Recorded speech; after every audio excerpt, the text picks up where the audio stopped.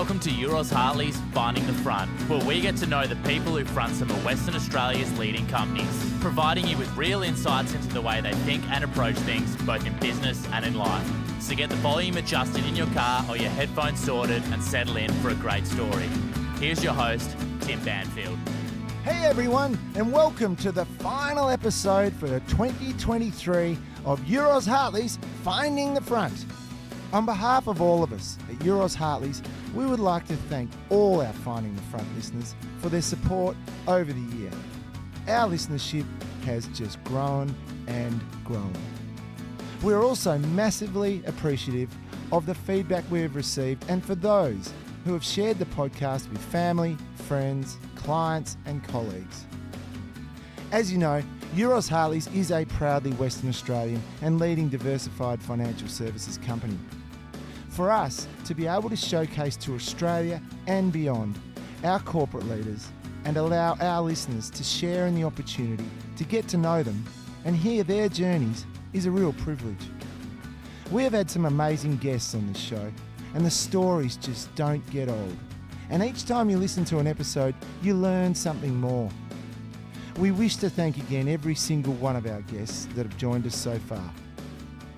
So, with 2023 coming to a close, all of us at Euros Hartley's wish everyone a very Merry Christmas, a safe and relaxing holiday, and all the very best for 2024.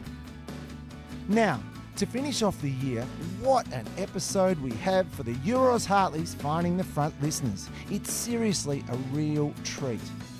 Our very special guest is none other than Mr. Robert Scott, the Managing Director and Chief Executive Officer of one of Australia's most well-known and highly respected companies, the iconic Wesfarmers. Rob is a high achiever, a dual Olympian in rowing, winning the silver medal in the 1996 Atlanta Games, a dedicated family man, and only the 8th Chief Executive Officer in Wesfarmers' 100-plus year history, a position he took on in 2017. Need I say more? There really are so many takeaways in this broad-ranging conversation covering a wide array of topics that Rob provides his views on. It is just so insightful. So, without further ado, it gives me an enormous pleasure to introduce to Euros Hartley's Finding the Front the Managing Director and Chief Executive Officer of Wesfarmers, Mr. Robert Scott. Hi Rob, and a huge welcome to Euros Hartley's Finding the Front. I think all our listeners would appreciate that your time is extremely precious, and so we really do appreciate you taking the time out of your busy day to join us. So thanks a lot. Thanks, Tim. It's so good to have you on the show. So Rob, with the podcast, with Finding the Front, it's all about getting to know the person, as you know, and it's customary with what we try and cover is to start out with some of your background and where you grew up. And I know you were born in Perth, but you grew up in a sort of a mix of the regional areas. That's right. So both my parents were teachers, and part of being a teacher is moving around to different schools as you're getting promoted. So spent a bit of time in places like Kalgoorlie. I went to school in Narrogin for a while, where my dad was the district head at Dumbleyung Senior High School. So moved around a bit, but also spent a bit of time in Perth growing up. How did you find changing schools? Easy enough or challenging at times? Oh, look, it's one of those things. I didn't know any different. You just did it. And I think I went to about 6 or 7 schools. And look, I think you learn a lot about fitting in and resilience and so forth. And I think I'm certainly better for it. But yeah, it's challenging as a kid in terms of, new friendships and so forth. You ended up back in Perth though. Did your parents get a role teaching back in Perth? That's right. So I finished my schooling at Rossmine, and I was actually there at the start of my high school time, and then went off to Narrogin and then came back to Rossmine. So spent most of my high school at those 2 schools. Rossmine was a great time of life, I'm sure, growing up. When you were going through school, did you enjoy it? Well, look, I really did enjoy learning stuff, but I'm probably looking back in hindsight saying, yeah, wasn't it great learning all that stuff and all those experiences? But I think at the time, like most kids, there's probably more things that frustrate you than you enjoy about school. But look, at the end of the day, I think I was really fortunate to have parents that were teachers that really instilled in me the importance of education, but in a really positive way. It was that there's just so much to learn and so much to learn about in the world, and that it was really a passport for doing fun things and enjoyable things in the future. So, I certainly tried to take that on board. Did you have any inkling into what you wanted to do when you were at school, when you left? Well, it was funny that from a very early stage, I was really determined to be a doctor. And it wasn't until I was in about year 11 that I decided, it was when I really started getting into rowing. And I then realised that, well, actually trying to study medicine and be a competitive national rower was a lot harder than studying commerce and being a competitive rower. So in a way I dropped my, and then I found out that you can probably make more money, in business than you can as a doctor. So that's what led me into the business stream. You touched on rowing. And for the listener, Rob is an accomplished rower, and we'll get to that. But I just would be interested to know, how did you actually start rowing? Was it a part of Ross Moyne Senior High that you got involved, or was it an extracurricular thing? Well, it was through school, but in a different, most people associate rowing with school rowing, the PSA, system and so forth. But at Ross Moyne, we had a Wednesday afternoon sports elective, and you could do 10-pin bowling, windsurfing, table tennis, rowing.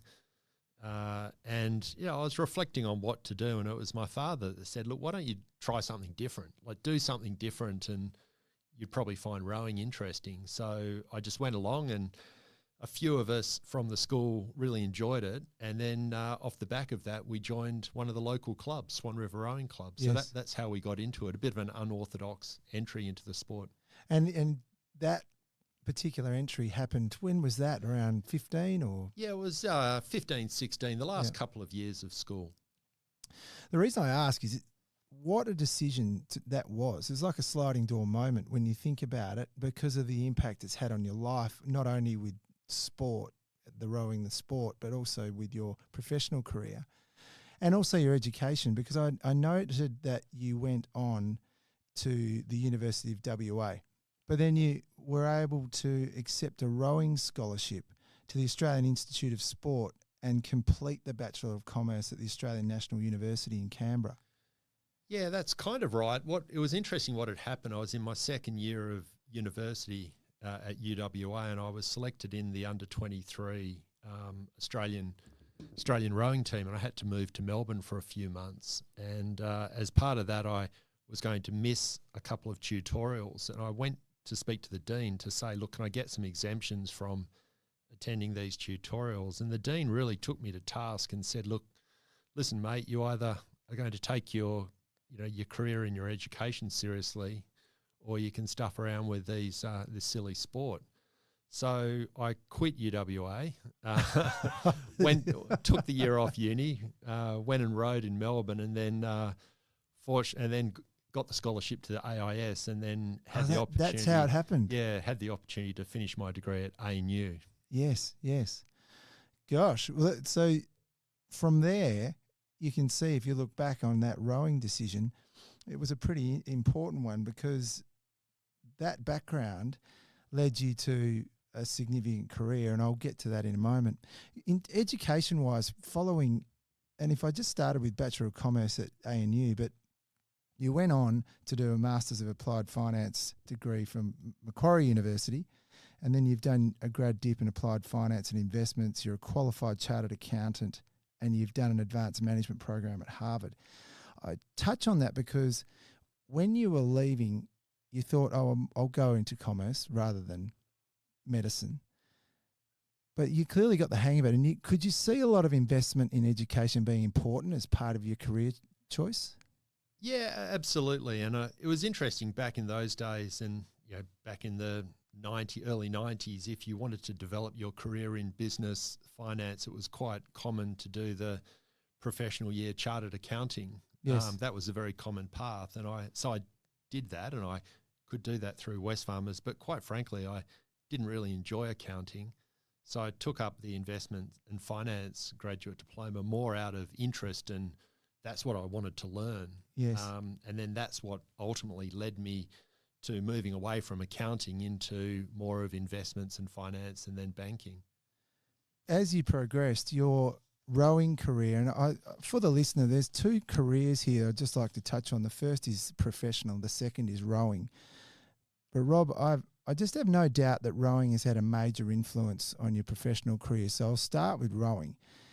When you left uni, you were in full flight, rowing flat out. And just so for the listener, if you want to look at the way this unfolded, starting from high school, excelled at a high level of rowing. As a heavyweight rower, you were a national champion, an 8-time crewman in the Western Australian Kings Cup 8s, and a 4-time Australian representative at World Rowing Championships. You're a dual Olympian oarsman, representing Australia at the age of 21 in the men's 8 rowing at the 1992 Barcelona Olympics and in the coxless pair at the 1996 Atlanta Olympics. You took home a silver medal with, I'd say, your good friend David Waitman. That's an overview. But at age 21, could you just give us a little bit of an insight into the hard work you'd put to get to that point? There would have been a lot of early mornings and a lot of discipline that went in to get to that point. Just watching rowing as it is now, you achieved the elite. And I just wanted to understand the commitment it took to get there. Well, I'd always been fascinated in sport. My father was a phys ed teacher early on, so I'd always had an interest in sport, and he was also a very competitive sailor, and we were part of a group at Netherlands Yacht Club that went on to have various Olympians and so forth. So for me, as a kid, the ultimate was to try and represent your country in sport, yes, and then to try and make it to the Olympic Games. And really, the rowing, the interest in rowing came about by just being around like-minded people and having some great coaches and mentors, and then all of a sudden realising that, hey, this is possible with a lot of hard work and determination. It's possible. It may not be certain, but it's possible, and it is quite addictive. I think when you're training each day and surrounded by people trying to do something quite amazing, you can't help but be taken along with it. Yeah, taken along with it. So, look, I didn't know where it was going to go. At first, I just aspired to represent my state and then represent the country and then qualify for the Olympics. And then once you go to the Olympics, you then want to win a medal, and you win a medal and you prefer it to be a gold medal, and it just keeps going like that. It becomes quite addictive. But at age 21, so 1992, you were asked to represent Australia at Barcelona. Just tell us how that felt at that particular time, because it was a childhood dream in essence.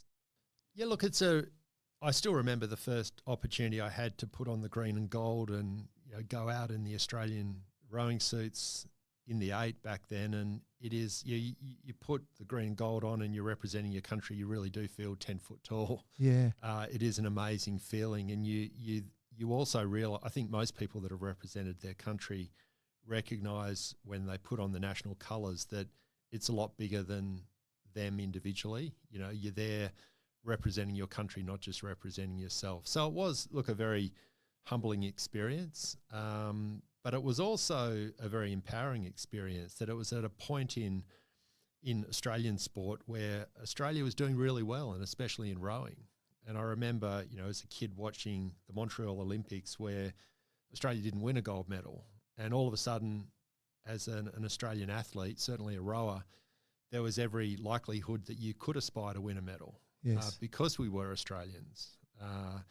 And it was just, really fantastic to be a part of a cohort of athletes and coaches and others that, were doing something special. Was the training just every day? Typically rowers get up at 4:30, they're on the river by 5 a.m. Sort of that sort of commitment to get to Australian level?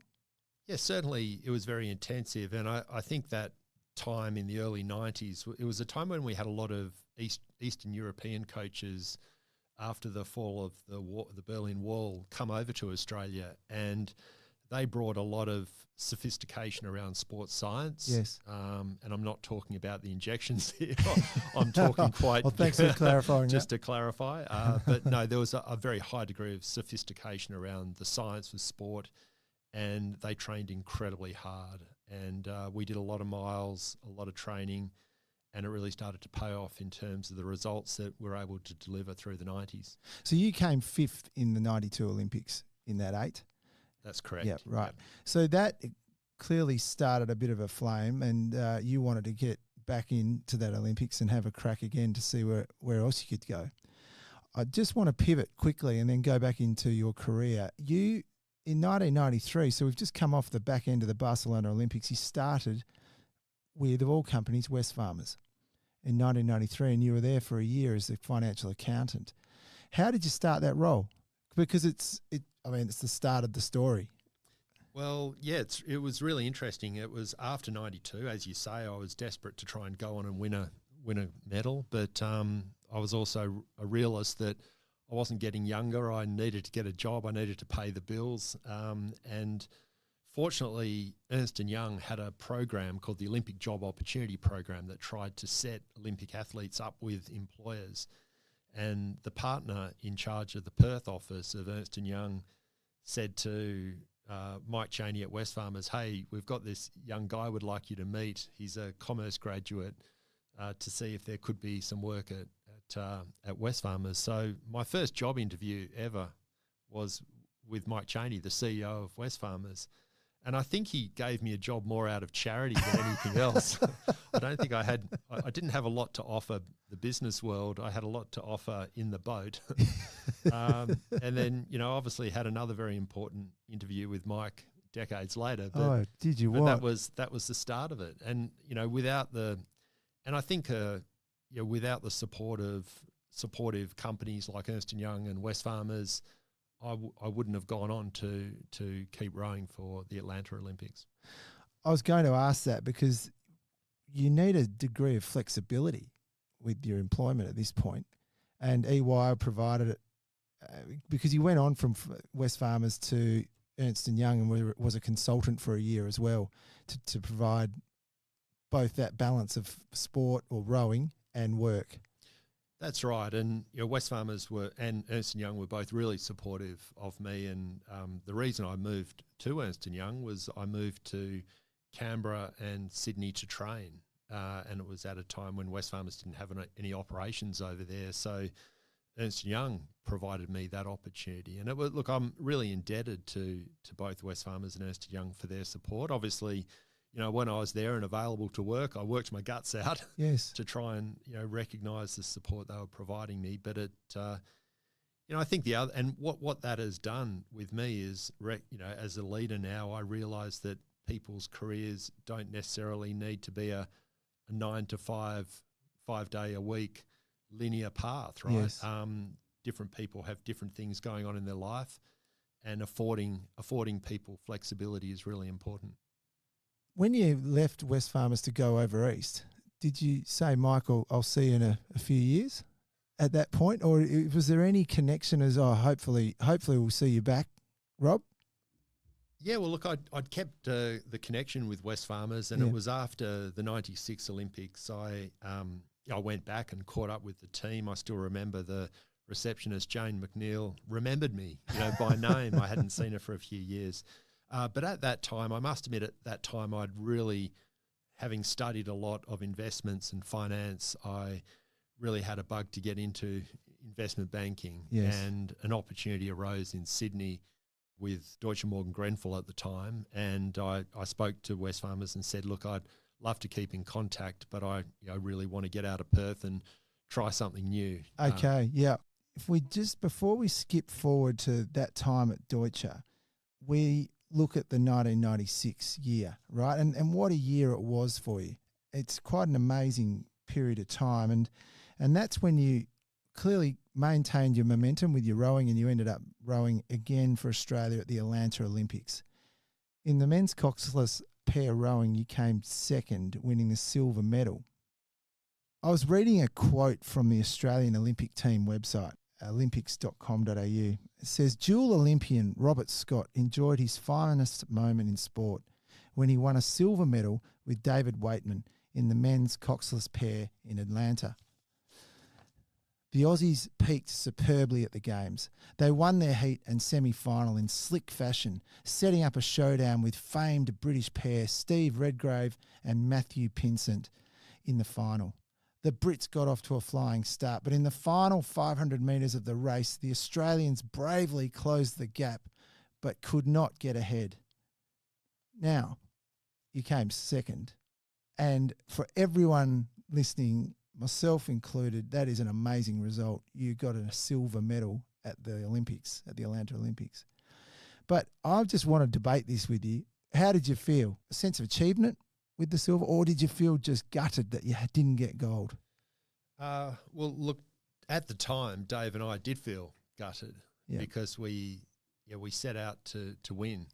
We really wanted to win. We felt we could win.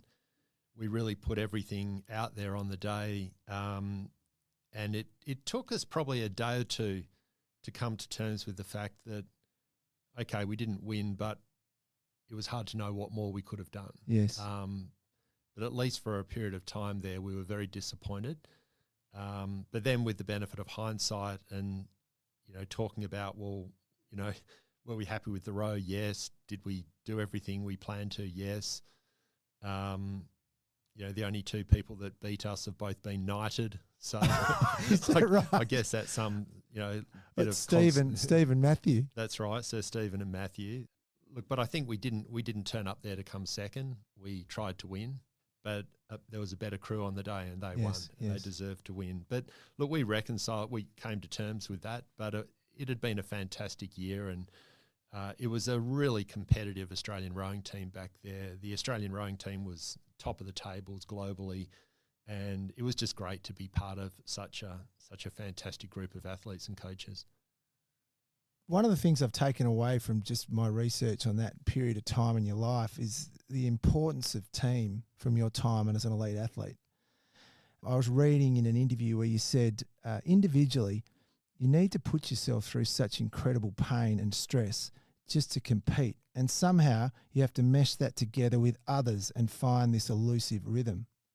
You went on to say, you can learn that being in a team means creating an environment where everyone can operate at their optimal. I thought that was just so good. And it's clear to me that you've taken a lot of that on board with your future career and your work life. But can you just give us a bit of an insight into that? When you get into that operating rhythm, that elusive rhythm. Well, yeah, look, I think you can't help but learn it in the sport of rowing. It is really the ultimate team sport, but as I said, you have to put yourself through an enormous amount of physical and mental pain at the same time. But you really do learn a lot about the synchronicity and the togetherness and the rhythm and the flow, it just becomes quite an addictive thing that you're always striving for a slightly better stroke, a more efficient rhythm, working together as one. And I think certainly coming out of my experience with rowing in a team environment, you realise that being a team, having a good team is not about 8 really good individuals. It's about working together really effectively, leveraging each other's strengths, a bit of give and take when required. And so I think as a leader, it's about creating that environment to get the best out of people and being as efficient and effective as you can be, but also having this relentless sense of always trying to improve. Like if you speak to most rowers, the more successful the rower, the more kind of restless and relentless they are at trying to improve. Right. There is no such thing as the perfect stroke. You're always striving for that perfect stroke. And you hope that the next stroke's going to be a bit better than the last one. And it just never stops. It's the pursuit of excellence. It is. And you see that, as you'd see it in most sports. And, the best athletes are just driven by that. And I'd say, at least what I've observed in business and investments, the best investors, the best managers have that same sense of being a bit restless around doing better, being better. Yes. But not about being better individually. It's about being better as a team. Yes. And that's where the training comes in. just lots of it, and being around those same people and getting to know them so well. Absolutely, yeah. And I think it's like most things. It's and if I think about my time together in rowing, the bonds you forge and the strength you build together often comes at the most difficult, off the back of the most difficult times. And the same in business, when you've been through really difficult things together as a team, you certainly come out the other, you have the opportunity to come out the other side even stronger and even more effective. Oh, just fantastic, Rob. And so following 1996, you came out with a silver medal, which was fantastic, but a little bit disappointing for you, obviously. But you decided to effectively start to concentrate on your professional career at that point. And that's where you joined Deutsche in Sydney and Hong Kong. So that's where it started in 1997. And you were there for around 7 years. We were talking about this earlier offline, but, moving into a role which is based in Sydney and Hong Kong, it's a different environment. You're in the markets, you're alive. Tell us a little bit about this experience and the pressure of that role. Well, I think the first thing I'd say is I think I was really fortunate to be able to go from very competitive sport to investment banking, because it provided the same type of adrenaline boost, and I was around like-minded people that were, trying to do something special in their own way, and it was a very intense environment, a very stimulating environment, and that for me was really positive, and I just learnt so much. I felt like being in that constant flow of market activity, transactions, problem solving, I felt like I was learning about 5 years worth of learning in 1 year. And I really immersed myself in that. I really enjoyed it. I really enjoyed the intellectual stimulation. And I also realised that there was just so much to learn, and loved loved learning about different companies, different industries, different markets. I just felt like I was, drinking from a fire hose in many ways, Yes. just learning so much. What was the main takeaway in terms of commerce or business that you gleaned from this period of time? Like, was there any particular sector, area, transactions? Was there a focus on anything? Well, I think there are a few things. I guess I was schooled very much in a lot of analytical rigor. So I started out like most young analysts do, really getting deeply into the numbers and valuation. So I think that always was a really good fit with Wesfarmers as well, given our financial focus there. We did a lot of work through the 90s in privatisations and so forth, where there was that government private sector involvement. So that gave me a lot of exposure and awareness of some of the challenges and issues dealing with governments and the political side and the regulatory side. Yes. And then the final thing I learnt was, I was always really interested around investing and understanding the way that personalities and human behaviour can influence outcomes for good and bad. So, I observed, I'd say in investment banking, and I observed some of the most amazing, smartest, driven people I've ever been exposed to. But I also was, saw some of the most personally flawed and culturally flawed individuals I've been exposed to. And that's ultimately what kind of encouraged me that, hey, it's time to go back to Wesfarmers. But you look back at that period of time fondly, as in a really pivotal part of your career in terms of foundation. Oh, look, absolutely. And I was really fortunate to work with Deutsche Bank through that period of time, and had some great leaders and bosses I worked with and peers, and people like Kerry Schott, Mike Roach, Scott Charlton, many people I could list out. Even Naomi Flutter, who's now working with Wesfarmers now, was within the team I worked with, and there are some fantastic people doing some really great things, and I felt very fortunate to have been part of those teams and learnt a hell of a lot. So how did the rejoining Wesfarmers, which occurred in 2004, so here we are at 2023, so 20 years ago, you rejoined Wesfarmers, GM Business Projects. So just Could you give us a little bit of an insight into how that started and then how it flowed from there? Well, at the time I was in Hong Kong, and the nature of the role there was I probably spent 150 days a year on the road. And we just had our first child. We just had our son, Ben, and Yes. I really didn't want to be an absent father and husband.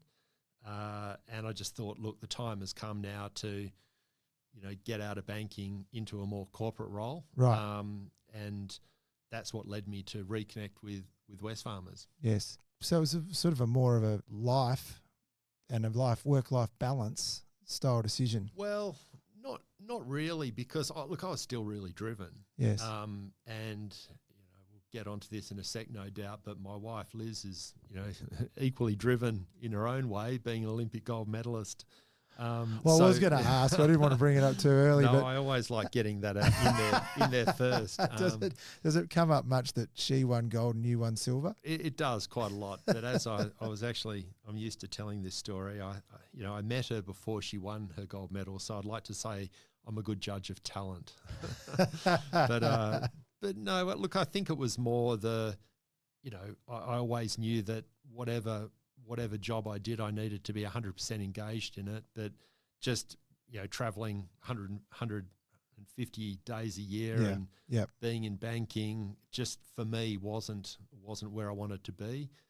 And, it made me recognise, working with a lot of different companies around the world, how unique Wesfarmers was. Wesfarmers is a really unique business company on a global scale, and I just desperately wanted to be a part of it. And be a part of it. Yeah. So when you rejoined, as I say, you spent a couple of years as a general manager in business projects. But then you moved into becoming the managing director and CEO of Wesfarmers Insurance, which was a really interesting period of time. It's a 6-year term you had there, but you had those natural disasters through there that included Christchurch, earthquake, cyclones, bushfires, hailstorms. So did you have a strong understanding of insurance when you moved in there? You're in the deep end. Well, I by no means was I an insurance expert when I went into that role. I kind of went into the role off the back of an acquisition we did. We bought a number of insurance broking businesses. Right. I had exposure to insurance as a banker, but as a banker, you're not across the real operational detail as you would expect. But we had we were running a portfolio of insurance businesses at the time, and as managing director, I was really fortunate to have that opportunity. But yes, certainly went through a very steep learning curve.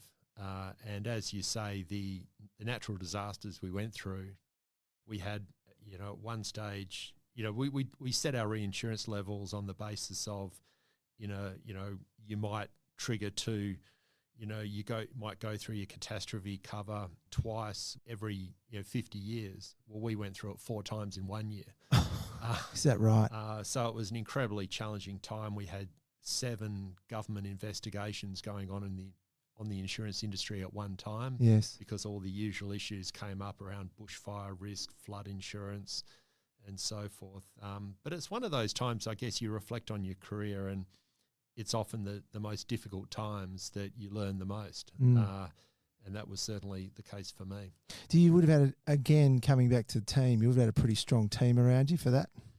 Yes, we did. And it was an interesting time in the industry as well. Insurance, it is a very relationship-based industry. Yes. Certainly on the intermediated side of insurance and commercial insurance.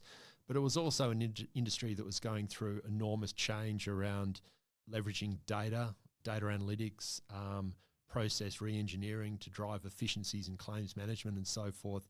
So you almost had this old school of the art of insurance and the relationships that are just so critical to the industry, combining with a lot of the analytical and the science and the process re-engineering.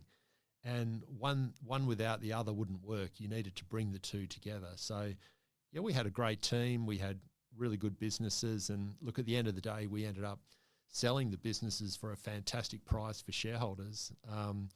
But anyway, it was a fascinating learning experience. Well, it didn't stop there, because the next port of call with your time was to move to become the finance director at Coles, which was clearly a household name, but a different business altogether, a supermarket, and, with the supply chain requirements and phenomenal number of employees, national presence. And you got really into that role in terms of a finance director's role, which was interesting because you were MD and CEO of Wesfarmers Insurance coming in to a finance director role with Coles, which was, I'm not sure if that was progression or not, but that's the way it was. Yeah, well, it was, look, firstly, I think something that Wesfarmers has always done pretty well is we're prepared to give, commercially, financially literate people an opportunity across industries. And sometimes it's helpful to bring people in that have had different industry experience. So, I was fortunate to have that opportunity. And it was, in some ways, it was a sideways or backwards movement, but it really set me up for learning a lot more about retail, which I knew that if I wanted to continue my career at Wesfarmers, that was quite important. And Coles was a very big and complex business that was going through a fairly significant turnaround at the time. So yes, there was plenty to do. When you look at Coles and the nature of, it's an everyday place that people would visit. When you go on your weekends, were you just hearing about how Coles was going the whole time? Everyone was pretty happy to give you their opinion.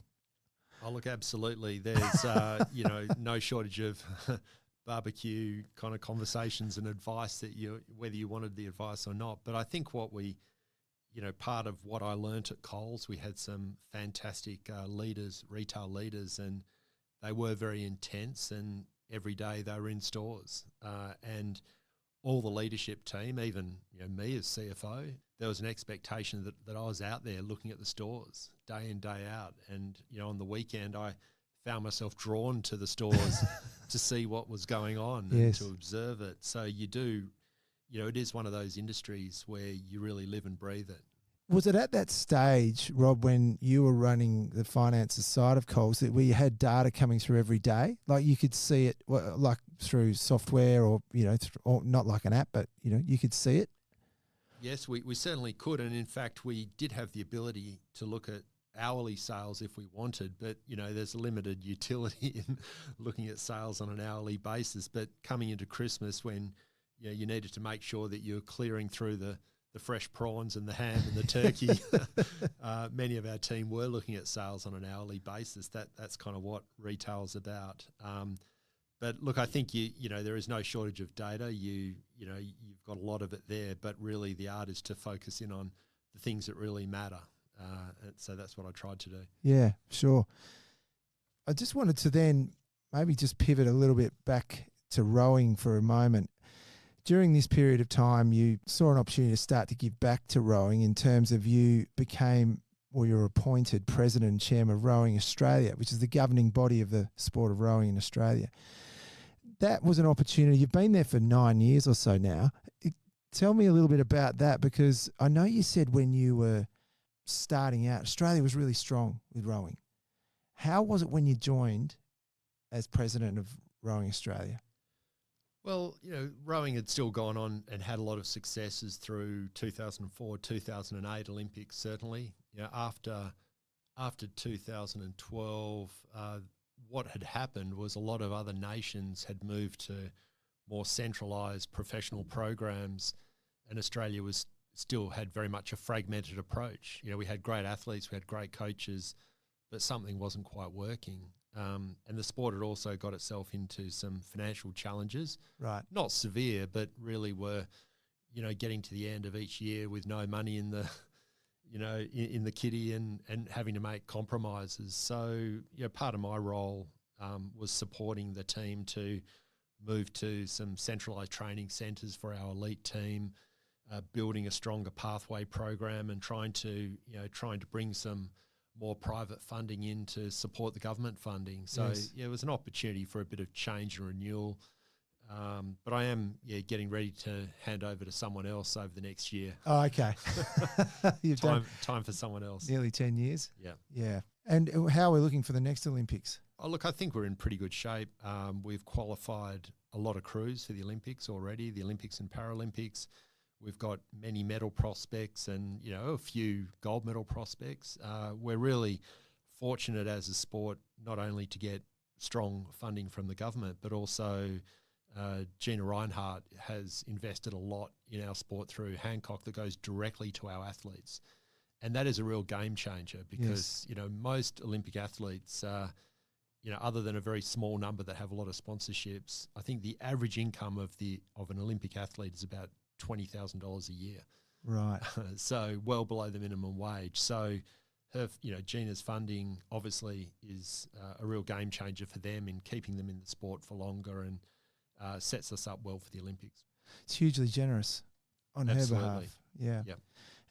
And that really gives us half a chance to achieve where we think we might be able to get with the medal prospects. I mean, in rowing alone, are we likely to, have we got potential teams that could take away gold? We certainly do. That, we'd love to win 2 or 3 golds. Yes, yes. But I think anything less than 1 gold would be a bit disappointed. But then there's probably 5 crews that could quite genuinely win medals. So, we have an important role to play as part of the Australian medal tally. Yeah. Oh, let's hope. So just coming back, you're still doing the journey in Wesfarmers, and I note here that in 2015 you were made Managing Director in Financial Services, but it's a role you only kept for just less than a year. Then you went to Managing Director of the Industrials Division, which was a role you've had for a long time. And then you went to Chief Executive Officer in 2017. It's quite a condensed timeline in there, but you clearly were starting to look at opportunities up towards where you are now. Was that the way it was being planned at that point back in 15? Well, unbeknown to you. Well, look, I think to be honest, the Managing Director of Financial Services was in a way a bit of a holding pattern role. And, we do that at Wesfarmers from time to time. That, if an executive, someone that we want to retain within the group is in between roles, we sometimes create roles. Like they obviously have some meaning around them. And at the time we were evaluating a number of financial services opportunities. We weren't sure if it was the right thing to invest in, but I played a business development role there together with Coles Financial Services. But it was a bit of a holding pattern role. But then the opportunity, Richard made some leadership changes, and that gave me the opportunity to oversee the various industrial businesses, which covered the coal mining businesses, industrial and safety, and our chemicals, fertiliser and energy group. Yes, which then were going well. Were they powering, or was it a bit of a challenge? They were actually chemicals, fertilisers and energy was going pretty well. Yeah. The coal division was at a difficult stage in the cycle. Prices were quite low. We had some pretty difficult contracts to manage through, and our industrial and safety business had been through a bit of a boom through the mining boom, but then come out the other side in difficult shape. So, we had strong teams in each division, but my role was more of a bit of a portfolio role, overseeing some of the capital allocation decisions and focusing in on some of the key strategic projects. So it was the type of stuff that at the time Richard and Terry Bowen had a lot to deal with at a portfolio level. Yes. And I guess they saw an opportunity for me to pick up some of the slack across the industrial businesses. Rob, it's at this point, you've had a really diverse look at the business. You've worked across a lot of the roles. You've got a detail across some pretty extreme minutiae within the business. This all clearly contributed to being appointed in 2017 Managing Director and CEO of Wesfarmers. Just to pause there, how did that feel? You talk about big moments in your life, and we did touch on the point that you started with Wesfarmers in 1993, came back into it. But how did it feel in terms of a sense of achievement, or in terms of a sense of team, in terms of contribution to an organisation, to be awarded that, what is an extremely sought after role in corporate world? Well, I think look, the first thing is that in the couple of years leading up to being offered the role, I think I'd kind of made peace with myself in that I wasn't as driven by the next role. I was more driven by just embracing the role I was in and continuing to learn and enjoy life and enjoy business and be better at what I did. Yes. Because I felt I had a fantastic role as MD of Industrials and there was a lot of exciting stuff going on. But I think for me personally, I had, of course I wanted the role, but it wasn't something I was actively campaigning for, if you know what I mean. Yes. I'd made peace with myself. So then when the opportunity arose and I was offered the role, yes, it was, it was very humbling. And, I remember Mike saying to me, look, how would you feel about being the 8th CEO of Wesfarmers? And even just that message really sunk in and hit home that, gee, and the 8th CEO in over 100 years, that's a big responsibility. Yes. It's a bit like you feel at the start of a rowing race. It's like, gee, I better not stuff this up. I better not catch a crab. I better, this is a really big deal.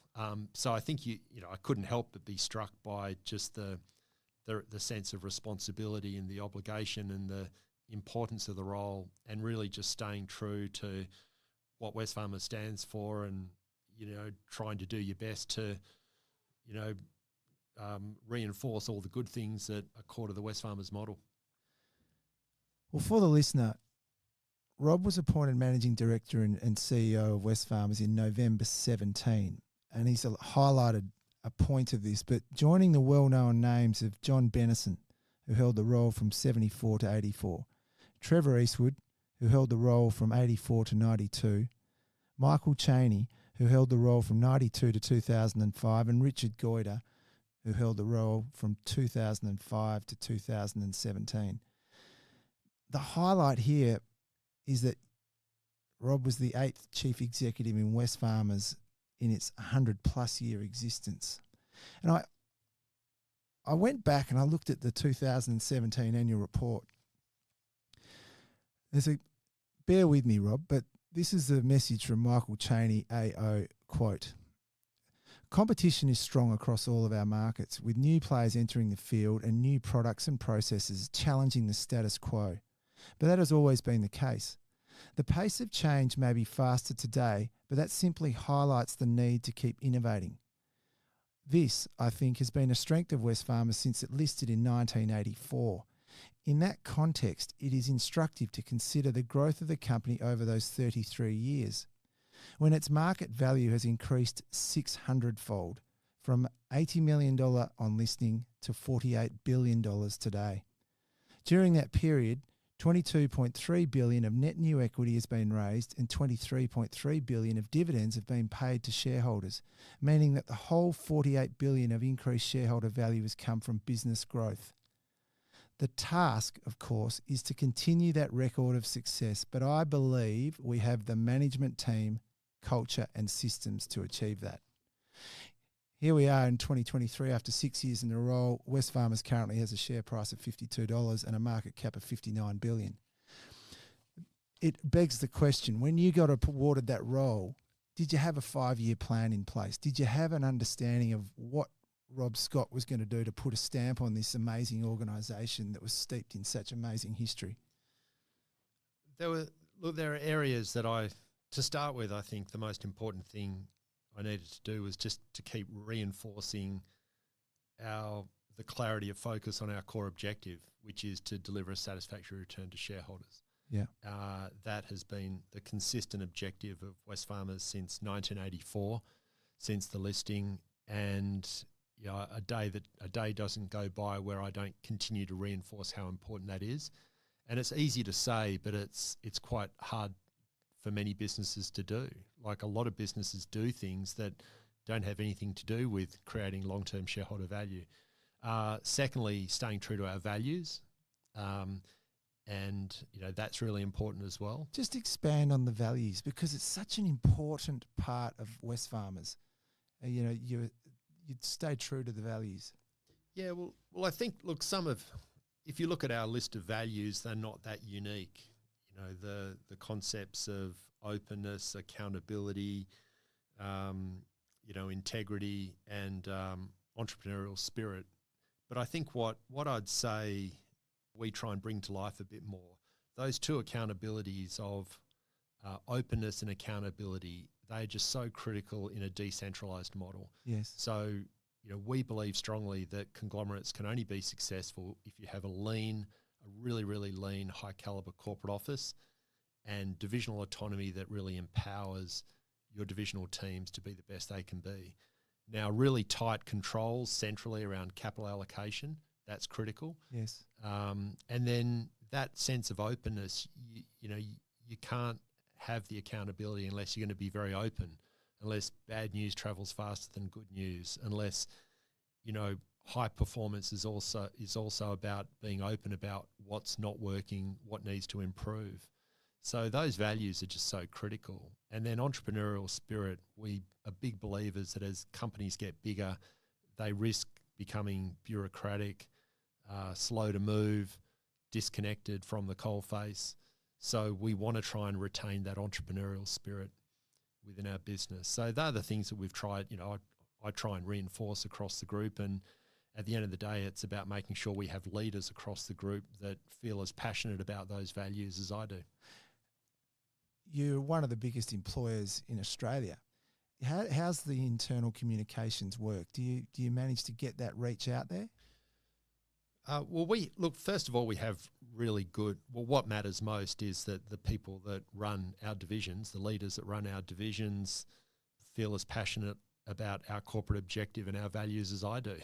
Fantastic. So really, if you step back and say the most important part of my role, it's really two things. It's making sure we've got the right people running our divisions, and then secondly, making sure we make the right capital allocation decisions. Yes. They're the two most important things. There's obviously a lot of other things we do day in, day out, but that is what creates value. So I'm a big believer in the power of the Wesfarmers model, but we need to keep working on it, and we need to make sure it is working effectively. You had to make some pretty big decisions when you started. So, for example, the Bunnings UK business, coal assets, and the demerger of Coles. Those are pretty significant steps for you when you took the role on. However, coming right back, you did have that intimate knowledge of the business, and you could see where the direction you thought the business should be going. How did that sort of process work with you being so new to the role?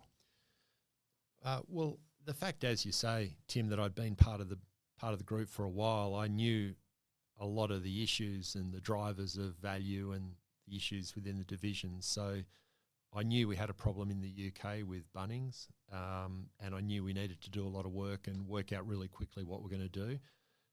I did have a personal view that demerging Coles was going to create a lot of shareholder value for Wesfarmers. I knew it would be a very complex thing to execute, and it's not an easy thing to sell your biggest business. A lot of listed companies don't like getting smaller, but coming back to our reason for being as a company, there's nothing in our shareholder objective about scale.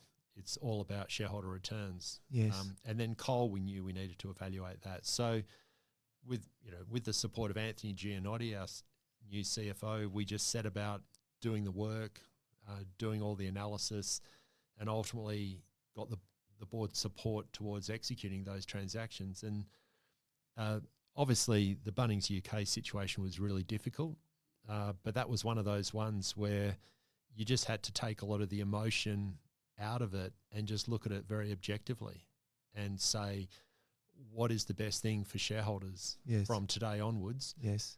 And, whatever we do, let's make sure we do it in a manner that is consistent with our values. And when you apply that lens, it was actually quite an easy decision to make, notwithstanding the fact it was, emotionally for many people, a very challenging time. Yes, yes. There's a lot of discipline that goes into those decisions, to follow the pathway that's been set before you, or follow the Wesfarmers way, or follow that shareholder return. Where did you draw your decision-making from? Well, look, I think I drew a lot on my Wesfarmers experience and the leaders that had come before me, but whether it's Richard or, Richard's, parting advice to me was, Rob, if you want to make changes and you want to get on with things, go hard and go early, right? Yeah. So, I couldn't have had more support from Richard around the handover and in terms of setting me up for success. And then I knew with, off the back of Mike Chaney, Trevor Eastwood, we needed to just make the decisions that were going to be in the interests of shareholders over the long term. Yeah. Ultimately, you get, there's a lot of noise out there in capital markets. There's a lot of people with different opinions, internally, externally, and that's where having a core group of people around you that are really objective, not afraid to challenge you, and just doing the work, looking at things objectively and being prepared to own a decision and follow through with it. That's what I learned. Certainly it was all of those decisions were a big team effort, and I guess I just was fortunate to be the one to have the opportunity to lead it. Yeah, sure. It brings us through to present day. I talked about the growth that you've experienced over your period of time. One of the things I was just going to ask you, though, before we get into that is, through this period, how have you been able to work through work-life balance? Rob, it's a really challenging one for top-level executives, particularly at your level. How have you been able to do it? Well, the word balance, I think, is a difficult one, and yeah. I know this might not be very popular, but or politically correct to say, but I don't think the word balance and high performance goes together. Like, if you want to be involved in high performance, if you want to achieve something remarkable in sport, in art, in business, in anything, in the community, you've got to push boundaries, right? You've got to get out of your comfort zone, and you've got to put yourself into positions of discomfort from time to time. Yeah. And there's nothing about that is balance. But what I think you need to learn is you need to learn how to pace yourself. You need to learn how to manage your energy. And I think it's also really important that you bring the team along with you. But for me, the way I try and deal with that, it just comes back to my own health. That if I feel that I'm physically healthy, I tend to perform a lot better at work. I'm a lot probably more fun to be around. Yes. And, I know my wife Liz will, if she can see I'm stressed, she'll, say you got to go for a run or go to the gym or something, right? Let off a bit of steam. Yeah. So it's not about balance. I think it's just about, for me, it's about got to exercise every day, got to be physically fit. My family and my friends are really important, and I get energy from being around them. And, that's how I find that sense of balance, if you use that word. Oh, thanks for sharing that, Rob. It's interesting because, here we are in present day, and it often comes up, work-life balance with everyone, just trying to find that elusive balance. But it is very interesting. You can't go and try and win a gold medal with balance. Well, sometimes I think you just got to accept that it's not going to be. You can have balance, right? But you're probably not going to achieve high performance. Yeah. So I think you have to accept that if you're trying to achieve high performance, there's going to be times in your life where there's not a lot of balance. But you also need to understand, a bit like if you're trying to win the Olympics, right? If you're going to put in 100% on that day, you need to prepare to be able to do that. So if you're operating at 100% in the 4 weeks leading up to the Olympics, you're not going to operate at 100% when you need to. No. So I think pacing yourself and recharging when you have the opportunity to recharge. Because at least what I find is in leadership, a bit like in sport, there are probably 10 to 12 days a year where you have to put everything out there, everything on the line. Yeah. And if you're, the stereotypical leader that's operating 24/7, 100 miles an hour all the time, when you really need to dig deep or make that really important decision or engage a team at a critical moment, you're not going to have the capacity to do it. No. Oh, thanks, Rob. So if we come forward to present day, at the moment we've got a situation, we've got a rising interest rate environment, we've got cost of living pressures. Wesfarmers is in some divisions which are really interesting in light of those pressures. And if we looked at Bunnings, I just wanted to understand a little bit from your perspective, with your journey through Wesfarmers, Bunnings has been such an amazing business and still remains an amazing business. How do you continue to keep it growing and keep it the way that it's in such great shape? Well, look, it starts with having great leadership and also ensuring that the team at Bunnings are always challenging themselves to keep evolving the business. I think one of probably the greatest risks of a successful business like Bunnings is the risk of complacency or hubris.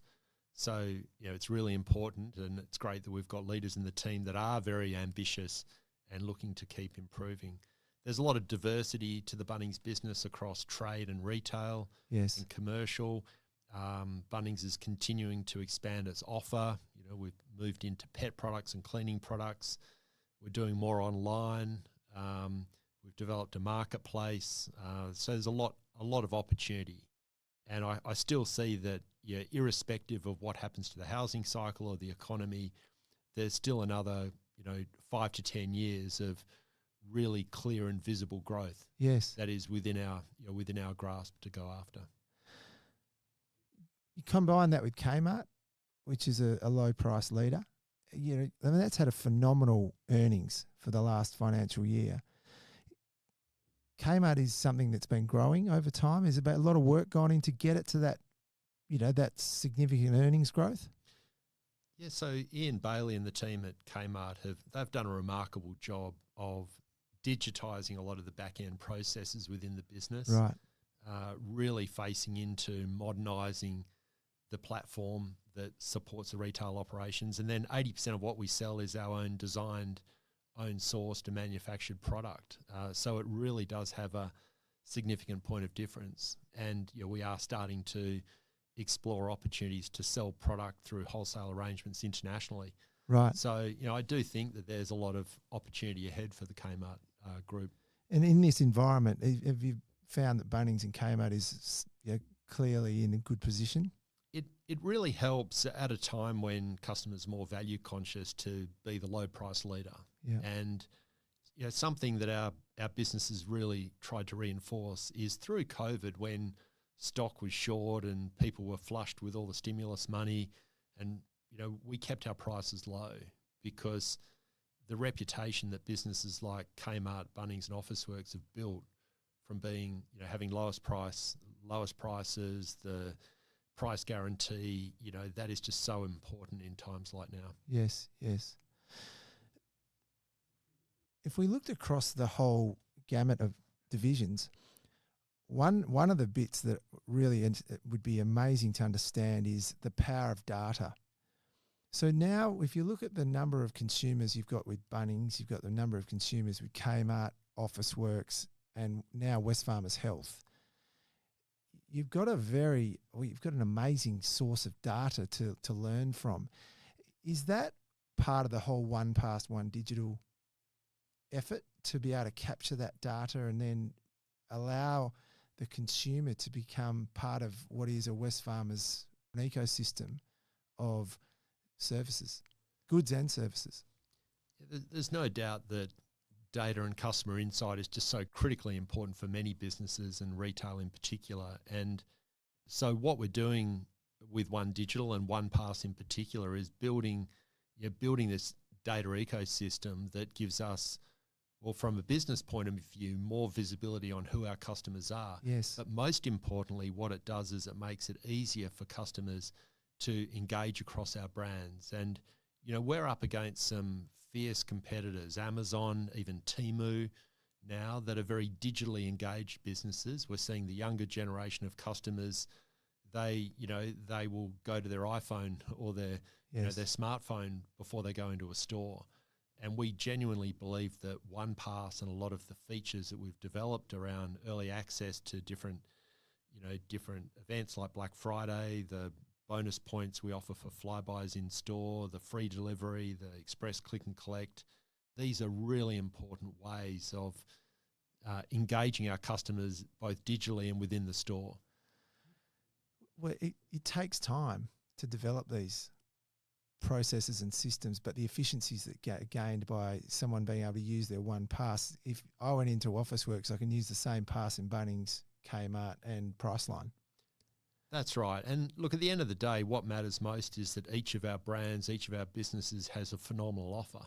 Yes. But what we're able to do by working together is leverage those data insights and create less friction for our most valuable customers that want to shop across our brands. And that's, that ultimately helps us retain customers, grow customers, encourage customers to spend their money across our brands.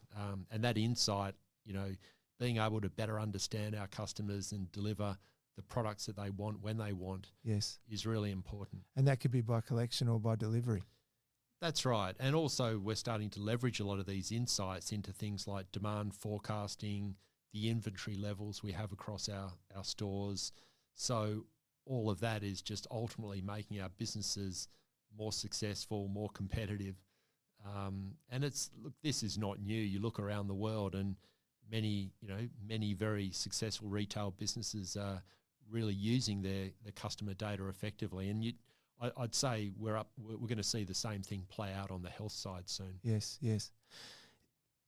It's a logical progression for this, but with one digital, one pass, and the collection of the divisions, how do you see AI having a role in this going forward?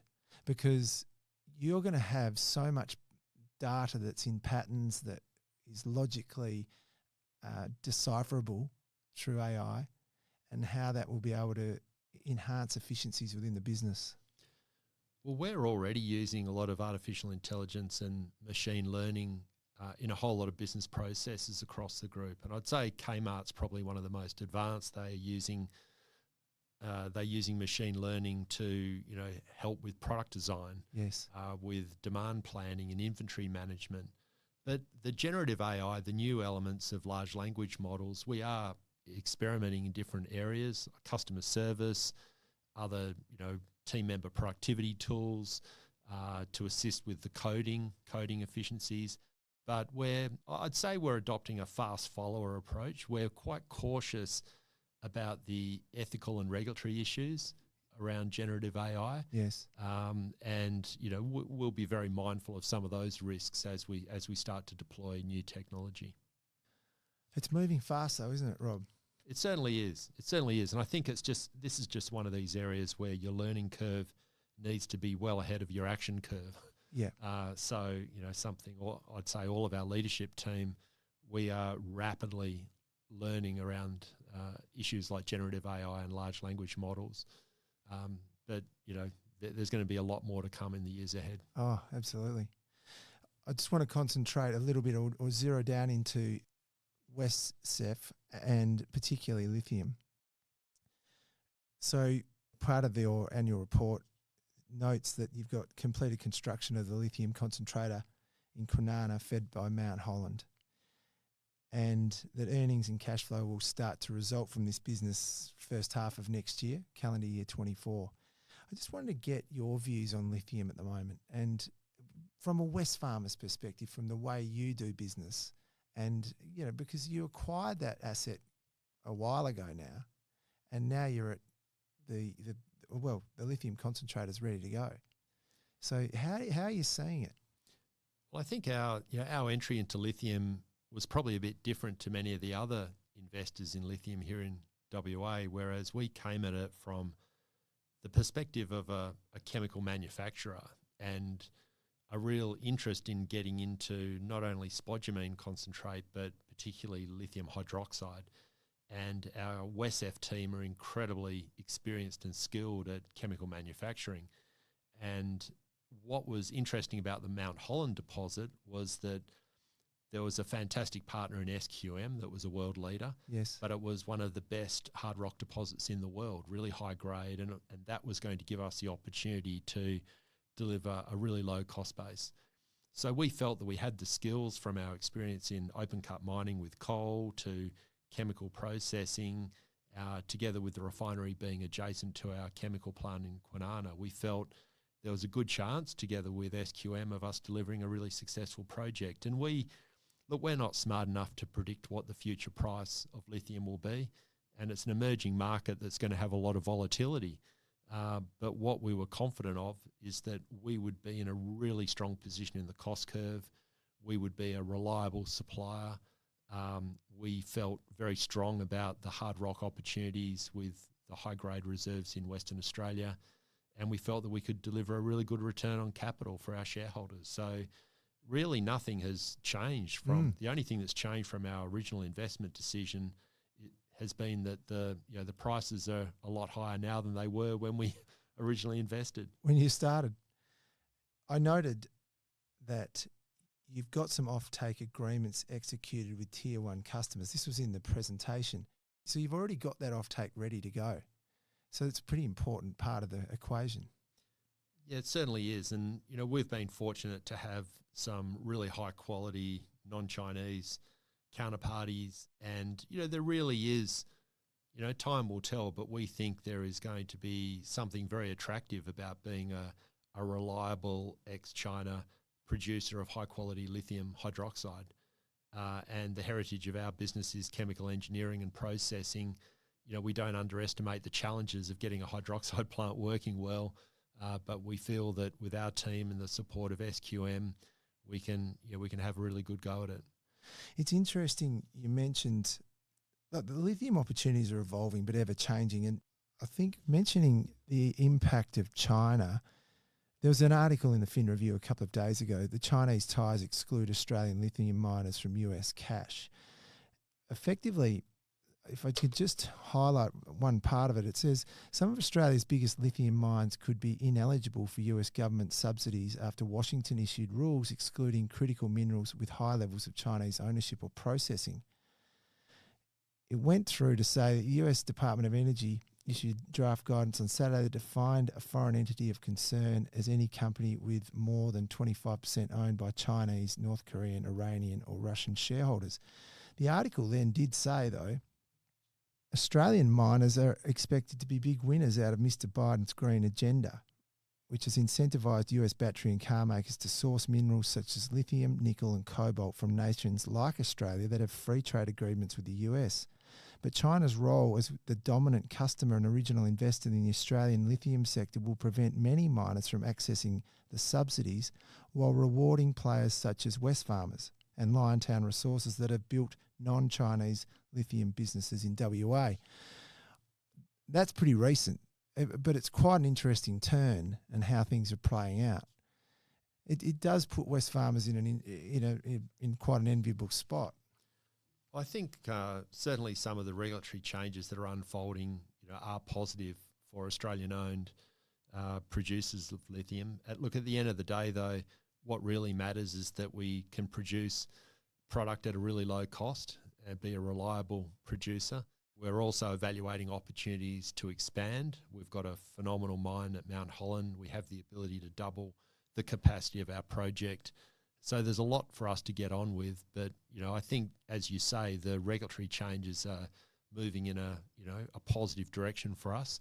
But at the end of the day, we just need to stay focused on delivering low-cost, reliable product. Thanks, Rob. The article did say Wesfarmers may need to keep a close watch on Chinese involvement with SQM, given Tianqi already owns 23.77% of the Chilean company. There's always something.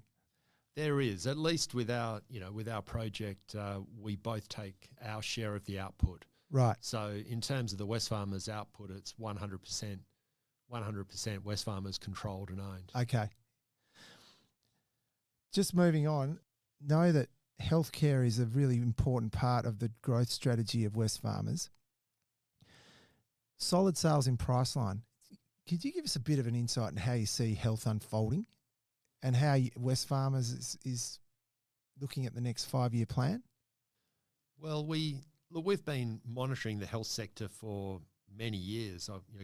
Probably 15 years we've been looking at different acquisition opportunities in health because we could see there is a very strong demand profile there. And what we identified was the business of API had a whole lot of assets that were quite unique assets and areas where our skill set within Wesfarmers, such as retail execution, data and digital capabilities, supply chain management was really aligned. So API, one of the top 3 wholesalers, Priceline, one of the largest pharmacy networks, and then with the Sister Club program and some of the digital health businesses we now have with Instant Scripts and Sisu Health. So look, we're on a journey here. It's early days. I think our aspiration is to deliver value through providing more accessible and affordable health. You know, we're seeing an aging population. The demands on government around healthcare costs are just going up and up. Yes. There's a shortage of GPs, hospitals are overflowing. And if we can play a role in providing better community health outcomes by better leveraging the scope of practice within pharmacy, providing better products and services through telehealth that make healthcare more accessible, yes, then I think that's a real win, win-win. It's a win for our shareholders and it's a win for the Australian public. Oh, it's really interesting. Do you see acquisitions continuing in this space? Is it because it's a growing space and there's a lot of activity globally around this area? Yeah, potentially there's more acquisitions, but you know, it's interesting at Wesfarmers. I think this has been I'm very hardwired around this. There may be acquisitions, but only if the numbers stack up. Right. Acquisitions can be quite difficult, especially if you're having to pay a premium for control, or if it's a competitive process. We don't like bidding in a competitive process. So the planets really need to line up in terms of making an acquisition worthwhile. But I think the recent acquisitions we've made with Instant Scripts and even the Silk acquisition that has just closed recently, they should be very complementary acquisitions that we've been able to acquire at a good price. I was reading and doing some research, Rob, with regards to your background and how you sort of your journey, and I picked up a quote from Carrie LaFrenz, senior journalist at the AFR, which I thought really summed it up. You said, when you're part of a team that's trying to win a gold medal or win a world championship, in many ways what we're doing at Wesfarmers is no different. We may not sweat as much, but we're still trying to be internationally successful at what we do. And indeed, to be successful in our business, we need to be world-class at what we do. I thought that was just outstanding. And it really encapsulates what you've told us today. And you've really given us some massive insights. Outside of work, I know you're married to Liz, and she is a gold medalist, water polo gold medalist in Sydney. That was a pretty amazing period of time, wasn't it, in Sydney? It certainly was. And what was amazing about Liz's story and her team's story is they had to fight like mad to even get into the Olympics. So after winning the World Cup in 95, back then women's water. So when I won my medal at the 96 Olympics, women's water polo wasn't in the 96 Olympics. Is that right? So Liz and her teammates stormed an IOC press conference at Sydney Airport in their bathers or cozies for your East Coast listeners. Yeah. And off the back of storming the International Olympic Committee press conference, 3 or 4 weeks later, women's water polo was in the Olympics. Unbelievable. So, well done. A great story for them. Absolutely. So you've been married for some time. You've got 2 children, Ben and Izzy. And we talked about Ben earlier. He went to school with my son. Amazing. He's had an amazing start. And he's also followed the rowing path.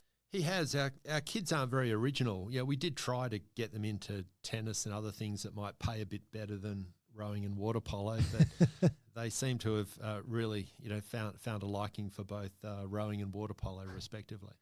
And so Izzy's good at water polo? Izzy's very good, and she's just managed to get a scholarship to Stanford. So, fantastic! So, yeah, great opportunity for her. And Ben's at Harvard. That's correct. Yeah, unreal. Outside of that, families are very important. You've got other things going on, though. You've got your chair of Rowing Australia, we mentioned earlier. You're a director of Brisbane 2032 Olympic Organising Committee, director of Gresham Partners, director of the Business Council of Australia. That's got a very important role to play. Hey, could you give us a little bit of an insight into that?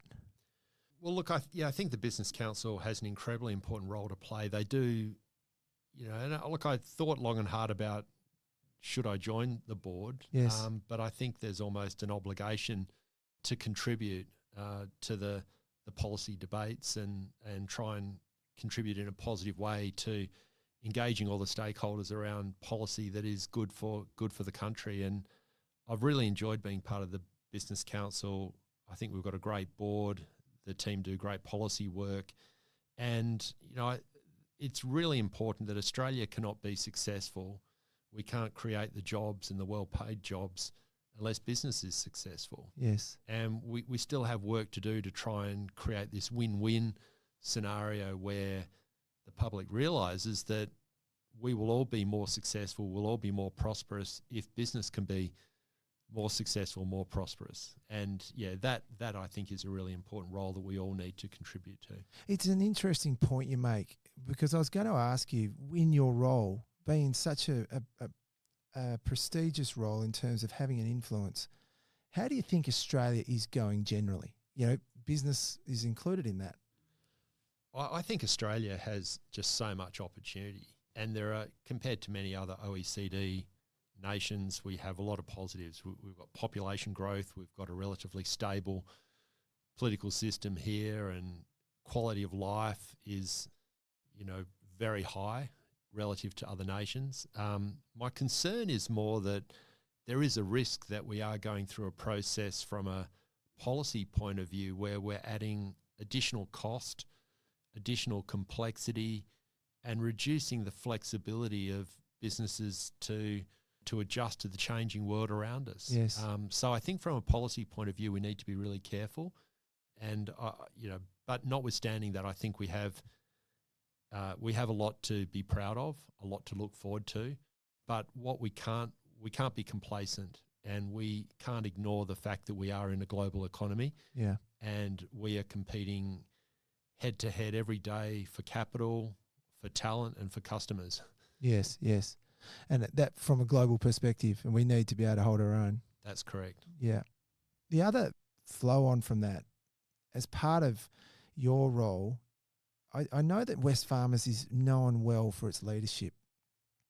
And this stems into how, your thoughts on how Australia can go as well, and where we can improve. And in Wesfarmers, it's known for its leadership and developing leaders.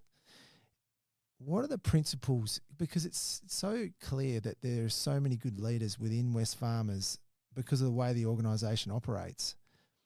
Humility appears to play a very big role. But what are other principles that you try and encourage future leaders to embrace?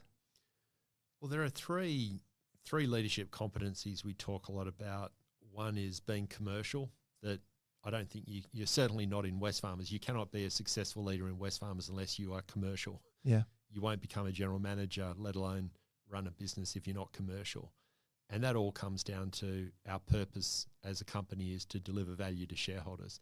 Secondly, engaging people is a critical part of leadership, and engaging people at different levels of the organisation.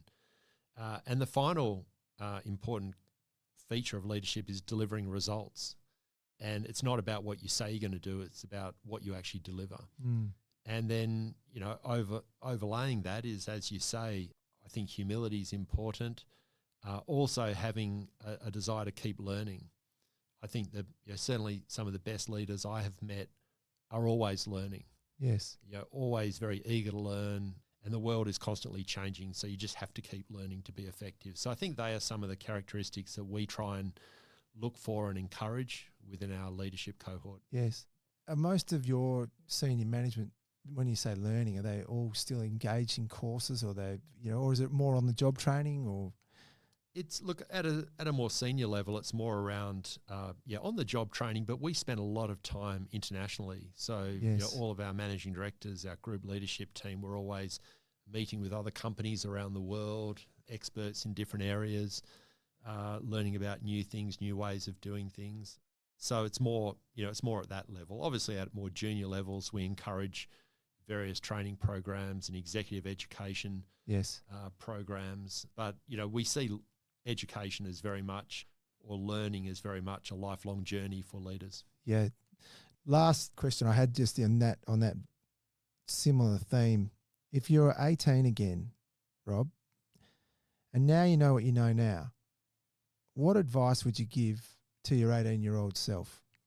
And I could broaden that to say any 18-year-old now. But, you know, like, you've clearly had an amazing career, amazing journey. You've set some goals in life. You've been able to achieve them. How would you portray that or communicate that back to someone who's in that space that you were once in? Well, number one, buy as many Wesfarmers shares as you possibly could. That would be good advice.